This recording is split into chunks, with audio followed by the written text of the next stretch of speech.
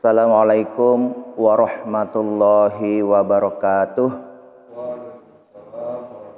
Alhamdulillahilladzi hadana lihadza wa ma kunna linahtadiya laula an hadanallah. Laqad ja'at rusulu rabbina bil haqq wa nudu an tilkumu jannatu uristumuha bima kuntum ta'malun. Allahumma sholli ala Muhammad wa ala alihi wa ashabihi wa man tabi'ahum bi ihsanin ila yaumiddin. Alhamdulillah, jamaah Masjid Majelis Ilmu Al-Mukhlisin dan para kaum muslimin dan muslimat dimanapun berada. Alhamdulillah, pada subuh hari ini saya ingin sedikit mengulas bagaimana perjalanan spiritual hingga mendapatkan hidayah dari Allah Subhanahu wa ta'ala. Jadi saya sebelumnya beragama Buddha atau dulu Konghucu yang diakui Buddha yang sebenarnya Konghucu karena dari Tiongkok ya. Jadi bedanya kalau di Tiongkok itu namanya Konghucu ya. Kalau di India Buddha. Jadi, nah kemudian saya juga pernah beragama Katolik ya, Katolik. Nah, dalam perjalanan saya itu selama memeluk agama yang dulu, saya belum atau tidak merasakan ketentraman batin ya. Dalam melaksanakan ajaran agama saya masih merasa kenapa berbeda-beda, tidak ada patokannya. Dan kemudian yang paling penting adalah dalam hati kecil saya ketika itu saya yakin hanya satu Tuhan ya, satu saja Tuhan, tapi saya tidak tahu Tuhan yang mana yang sebenarnya. Kenapa banyak sekali Tuhan? Masing-masing agama itu berbeda Tuhannya. Ada Tuhan Buddha, ada Hyang Widi, ada Tuhan Yesus, ada Tuhan Allah ya. Ada juga ya yang menyembah dewa-dewa ya, ada Kuangkom dan lain sebagainya ya. Dari situ tapi saya terus mencari karena saya yakin hanya satu Tuhan. Karena kalau banyak Tuhan ya bisa berbeda. Alam semesta ini kalau diatur banyak bisa bertengkar ya. Tuhan ya bahaya. Maka saya yakin dalam hati kecil saya hanya saja satu Tuhan, tapi tidak tahu yang mana Tuhan yang sebenarnya. Saking banyaknya Tuhan-Tuhan jadi terbalik, jadi hantu. Selama ini kok berbeda-beda ini semua. Saya belajar mulai dari Buddha. Saya belajar juga Islam, alhamdulillah ya. Di sekolah, di SMP kami belajar agama Islam. Karena ya waktu itu tidak ada guru agama Konghucu, ada Buddha. Tidak ada. Agama Islam tapi bagus. Gurunya, ustadznya itu mengajar secara objektif. Jadi langsung melihat Al-Qur'annya. Bukan, kitab suci ya. Kitab suci baik dia Kristen ya maupun Islam, Al-Qur'an ya. Jadi beliau memberikan pelajaran agama. Sebenarnya tidak fokus hanya agama Islam. Jadi mempelajari agama-agamaan. Itu pelajaran agama. Nah, dari situlah saya juga termotivasi dan lebih intensif untuk mempelajari atau membandingkan agama-agama yang ada. Nah, jadi ada satu kalimat yang waktu itu yang betul-betul menyentuh hati saya dan itu sesuai dengan kata hati saya. Itulah kalimat la ilaha illallah. Ya, waktu itu dikatakan barang siapa yang mengucapkan la ilaha illallah sampai akhir hayatnya, pada akhir hayatnya maka dia masuk surga. Apa artinya la ilaha illallah? Tidak ada Tuhan. Tidak ada Tuhan illallah kecuali Allah. Nah, ini betul sesuai dengan apa yang saya rasakan. Waktu itu kan banyak Tuhan. Banyak Tuhan. Saya di agama-agama ini berbeda-beda. Nah, ini dikatakan la ilaha, tidak ada Tuhan. Kemudian menetapkan hanya satu, illallah, ya, kecuali Allah. Ini saya yakin. Akhirnya saya sering baca ini kalimat la ilaha illallah. Karena ya waktu itu dikatakan siapa yang meninggal ya baca la ilaha illallah masuk surga. Waktu itu saya kalau pulang sekolah biasanya jalan kaki, ya jalan kaki. Nah saya takut kalau tiba-tiba mungkin ada mobil yang tabrak saya. Saya tidak baca la ilaha illallah, meninggal tidak masuk surga. Jadi saya baca terus la ilaha illallah. Sebelum Islam ini, sebelum Islam. Tapi saya yakin dengan kalimat ini yang benar, karena tidak ada Tuhan, meniadakan Tuhan-Tuhan yang lain kecuali satu Allah. Jadi saya baca itu sambil jalan dengan tenang ya. Kurang lebih hampir 3 pekan, ya 2 pekan lebih lah. Itu saya baca. Alhamdulillah kemudian saya dapat hidayah. Ya. Sebenarnya sudah ada proses-proses sebelumnya. Jadi bukan hanya kalimat la ilaha illallah. Jadi sebelumnya saya sudah mulai mempelajari mulai dari kitab suci. Karena kitab suci ini adalah sumber ajaran sebuah agama. Jadi untuk mengetahui ajaran agama itu saya pelajari langsung kitab sucinya. Mulai dari Buddha itu ya Tripitaka, ya, kemudian juga Injil. Ya, itu yang saya pelajari. Yang lain ada Weda yang saya hanya sekilas ya. Kemudian sampai pelajari juga Al-Qur'an. Nah, di situ dalam perbandingan saya itu ya, saya melihat bahwa ternyata ya Al-Qur'an ini luar biasa. Ya, dia dia sama dimanapun berada. Nah, yang saya bandingkan dengan kitab yang dulu saya pelajari itu, ya kok berbeda-beda. Ya, misalnya Injil di tempat lain berbeda dengan tempat lain. Artinya tidak ada bahasa aslinya yang jadi patokan terus. Jadi berbeda-beda sesuai dengan bahasa negara-negara itu. Tapi kalau Al-Quran selalu harus ada bahasa Arabnya sebagai bahasa aslinya. Yang lain paling terjemahan, ya terjemahan. Ini. Nah, saya pelajari di situ dan ada satu firman Allah dalam Al-Quran yang betul-betul menyentuh saya itu dengan firman-Nya A'udzubillahi minasyaitonirrajim. Inna nahnu nazzalna dzikra wa inna lahu lahafizun. Sesungguhnya kamilah yang telah menurunkan Al-Quran dan kami yang menjaganya. Waktu itu saya sempat bertanya, kenapa ini kata kami? Apakah Tuhan itu banyak gitu loh? Ya, pakai kami. Tapi kadang-kadang di ayat yang lain di Quran itu aku. Ternyata penjelasan dari ulama ya atau mufassirin para ahli tafsir menyatakan kata kami ini berarti bukan Allah langsung menurunkan, bukan Allah sendiri, tapi ada lewat malaikatnya yang menurunkan Al-Quran ya, malaikat Jibril ya kepada Rasulullah SAW. Kemudian ada hafiz, orang-orang yang hafal Quran yang menjaganya ya. Nah, itulah sehingga menggunakan kata kami. Nah, kata kami menjaganya ini tidak pernah saya temukan ada firman Tuhan demikian dalam kitab suci yang saya baca. Ya. Nah, jadi hanya ada dalam Al-Quran. Kenapa demikian? Ternyata Al-Quran ini memang diturunkan kepada Rasulullah wa khataman Nabi, utusan Allah dan penutup penyempurna dari seluruh nabi.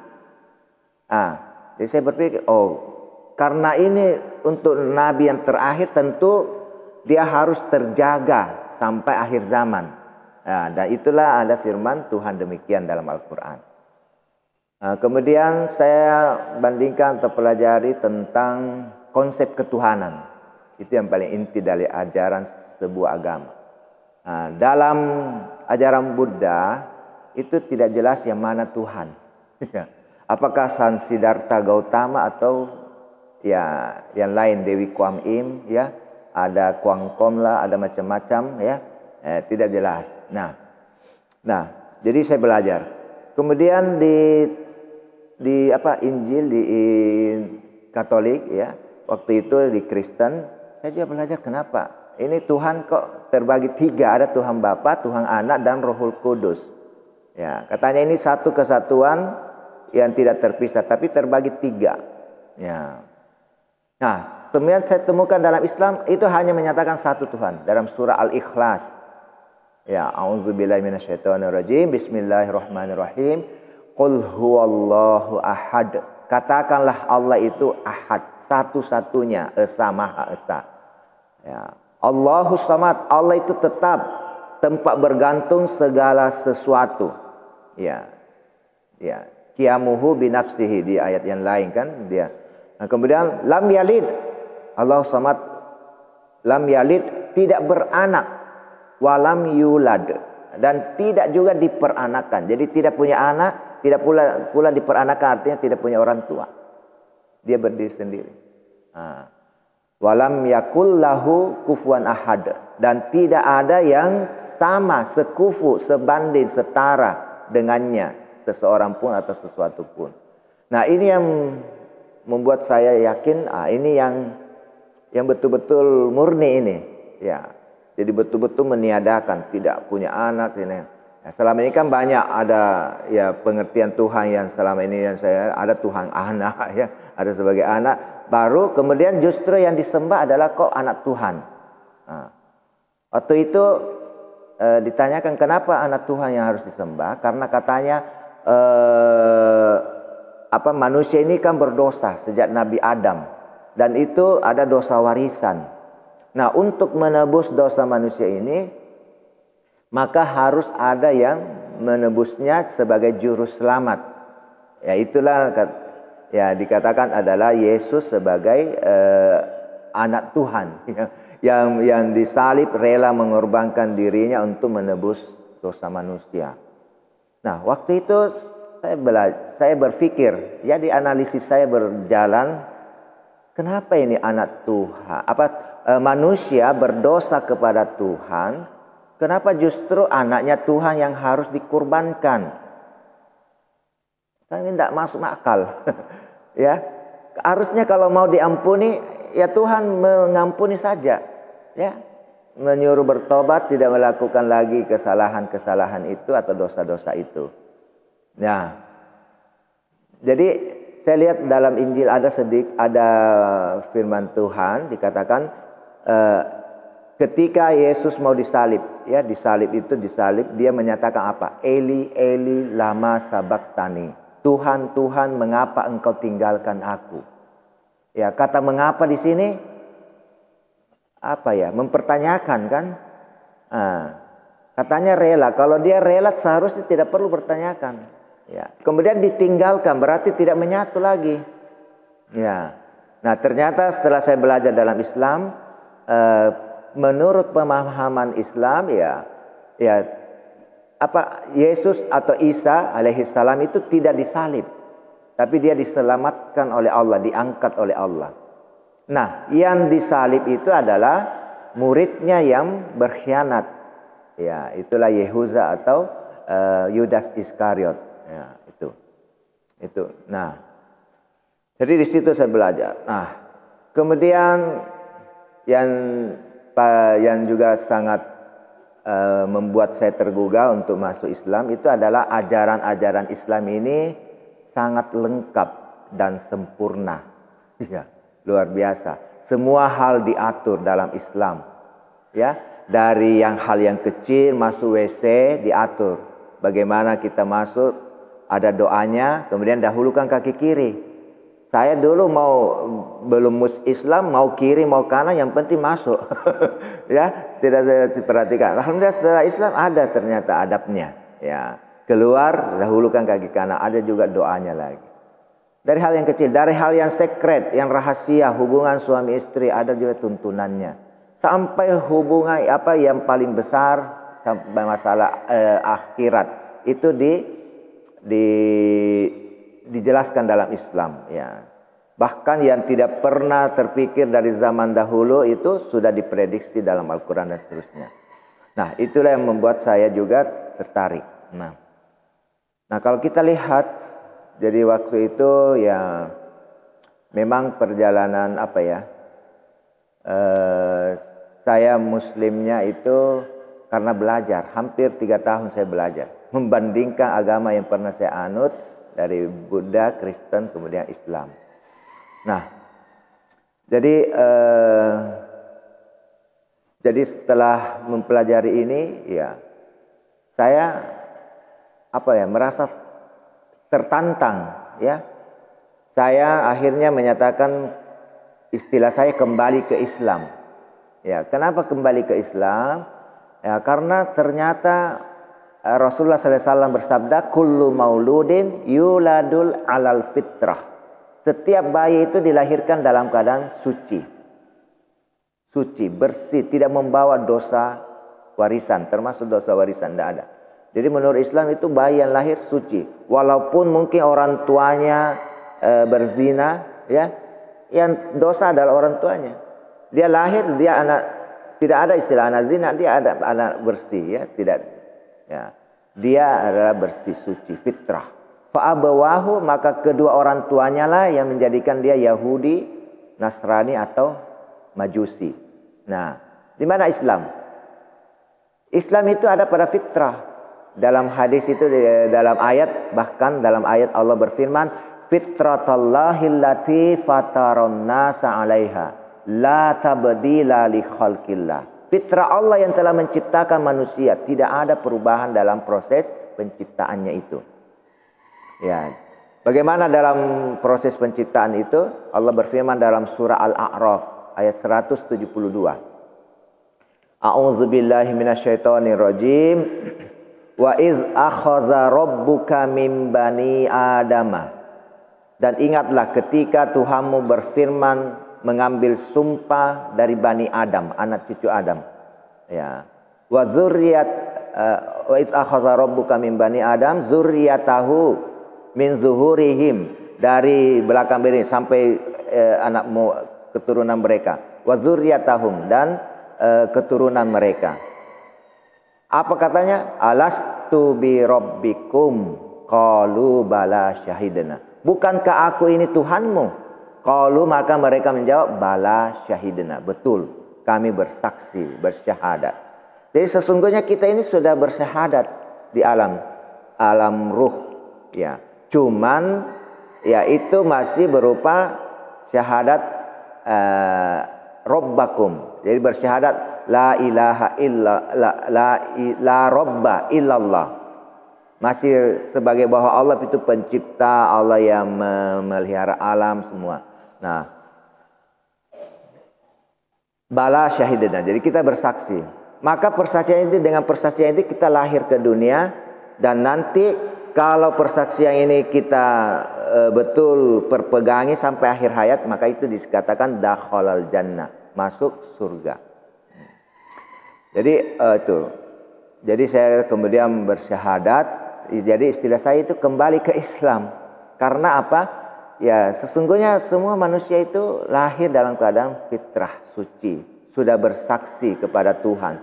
Cuma dalam perjalanan ini adalah Yahudi, Majusi, Nasrani dan Majusi yang sudah berubah, ya, menurut keyakinan Islam sudah berubah dari yang aslinya, yang sebenarnya. Inilah yang kemudian melenceng kita. Nah, maka saya bilang kembali ke fitrah, kepada yang aslinya. Nah, kemudian saya bersyahadat, itulah tepatnya pada tanggal 17 Juni 1982. Ya, saya menyatakan diri kembali ke Islam. Istilah saya kembali ke Islam, bukan masuk Islam. Karena sesungguhnya kita sudah Islam, ya, begitu lahir. Nah, jadi dalam perjalanan itu, begitu saya kembali ke Islam, saya langsung berpacu dalam mengaji. Karena saya merasa ketinggalan, umur saya sudah 17 tahun ketika itu. Nah, saya alhamdulillah belajar mengaji mulai dari alif ba ta sa. Dan itu waktu dieja dulu pakai bahasa Bugis yang diajar oleh Ustadz Jamain. Ustadz Jamain ini orang Jawa. Orang Jawa yang diajar orang Cina. Pakai bahasa Bugis. Alif riasana alif depan apa riawana i, alif depan na u, a i u, diejak begitu. Jadi akhirnya bisa baca disambung a. Dan bagusnya ustadznya mengajar itu diterjemahkan artinya. Jadi sudah bisa baca Quran lafaz demi lafaz diartikan. Alhamdulillah. Jadi ketika imam kita atau siapapun baca Al-Quran, alhamdulillah saya bisa mengerti ini karena lafaz-lafaznya itu kan berulang ya. Nah, kemudian belajar juga tentang sholat, gerakannya, bacaannya sampai artinya semua diajarkan ya. Alhamdulillah. Dan kemudian juga ya cuma waktu awal-awal ini saya ketika baru sholat ya saya sembunyi-sembunyi. Saya tidak langsung terang-terang kepada kedua orang tua ya. Jadi saya masuk kamar biasanya kunci kamar sholat. Nah, pernah suatu hari saya lupa. Sementara sholat maghrib lupa kunci kamar, tiba-tiba ibu buka pintu kamar. Kenapa anak saya ini lagi begini nunggang? Selesai saya sholat salam ya ditanya, kau bikin apa? Saya sembahyang. Waktu itu istilah saya masih sembahyang. Nah, apa itu sembahyang? Itu Islam ya, kau masuk Islam. Saya bilang iya. Marahlah orang tua, kenapa kau masuk Islam? Kau mau seperti ini orang, pokoknya yang disebut orang-orang Islam yang kurang bagus, yang bahasa dia yang pencuri lah, ada yang suka minta-minta atau apa ya. Saya bilang itu tidak, yang mabuk-mabuk. Saya bilang itu mereka belum melaksanakan Islam dengan baik. Akhirnya alhamdulillah saya perlihatkan akhlak yang baik sesuai dengan Islam. Orang tua jadi senang ya, bahkan tertarik ya. Nah, dari situ saya belajar terus sampai ya sekarang lah ya alhamdulillah kami membina ya diri sejak kecil dari mahasiswa ya, itu aktif untuk dakwah ya sampai ya sekarang ya. Dan jadi intinya alhamdulillah yang penting kita mau bersikap objektif dalam mempelajari sesuatu. Jangan ada tendensi yang lain. Pokoknya kita belajar karena mau mencari kebenaran ya. Sehingga ketika kebenaran itu kita dapatkan, maka kita harus berubah. Jangan bilang, oh ini saya dari dulu begitu, nenek moyang saya begitu. Ya, ini agama saya, dari tradisinya juga sudah begitu. Enggak ya. Karena kita ingin, ya namanya kebenaran itu terus ya terbuka, tinggal bagaimana kita mohon kepada Tuhan ya yang sesungguhnya ya. Kalau kita dalam Islam ya Allah itu. Nah, itulah semoga kita dapat hidayah dan bisa menempuh ya kehidupan kita dalam Islam ini ya termasuk yang belum muslim. Mari kita belajar bersama-sama ya untuk mencari yang benar sebagai bekal kita untuk akhirat kita yang selama-lamanya. Sekian, hadanallahu wa iyyakum. Wassalamualaikum warahmatullahi wabarakatuh.